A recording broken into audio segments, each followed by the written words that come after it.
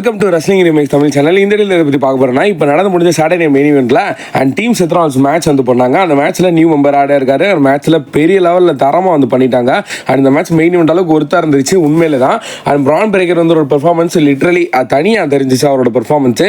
அவர் கண்டிப்பாக வந்து பார்த்தீங்கன்னா ஃபியூச்சரில் ஒரு பெரிய சூப்பர் ஸ்டார் வருது, அது கன்ஃபார்மு.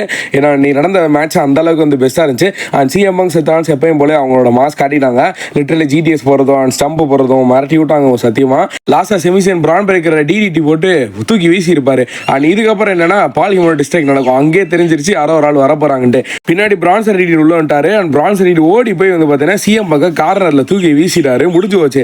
அப்புறம் சூப்பர் ஸ்பீயர் போட்டு அண்ட் செமிசைனை இங்கே வந்து கிளீனாக வந்து பீட் பண்ணிட்டாரு பிரான் பிரேக்கர். அண்ட் இங்கே டீம் செத்ரால்ஸ் வின் பண்ணிட்டாங்க. வின் பண்ணக்கு அப்புறமாவும் இவங்க ரெண்டுத்துக்கு ஒரு சின்ன ஒரு கான்ட்ரவர்சி போய்கிட்டு இருக்கு. அதாவது பிரான் பிரேக்கர் பிரான்சன் ரீடி இவங்க ரெண்டு ஃபேஸ் டு ஃபேஸ் நிற்க அண்ட் சட்டையை கிழிச்சிட்டு எப்பயும் போல தலைமை அடிக்கிறக்காக நிற்கிறாரு. இல்லடா இது நம்மால் அப்படின்ட்டு செத்ரால்ஸ் வந்து புரிய வச்சதுக்கப்புறம் தான் இப்போதைக்கு செத்ரால்ஸ் சொல்லியிருந்தால என்கிட்ட ஏற்கனவே ஒரு பிளான் இருக்குன்ட்டு.